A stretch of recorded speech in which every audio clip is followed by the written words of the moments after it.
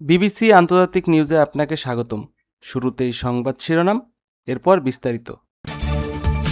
ইরানের প্রস্তাব পর্যালোচনা করবেন ট্রাম্প, যা আছে এই 14 দফায়। আপনি যদি মুসলিমদের পাশে থাকতে চান তাহলে চ্যানেলটি সাবস্ক্রাইব করে ভিডিওটিতে লাইক করে কমেন্টে জানিয়ে দিবেন আপনার মূল্যবান মতামত। এখন বিস্তারিত। ইরানের প্রস্তাব পর্যালোচনা করবেন ট্রাম্প, যা আছে এই 14 দফায়।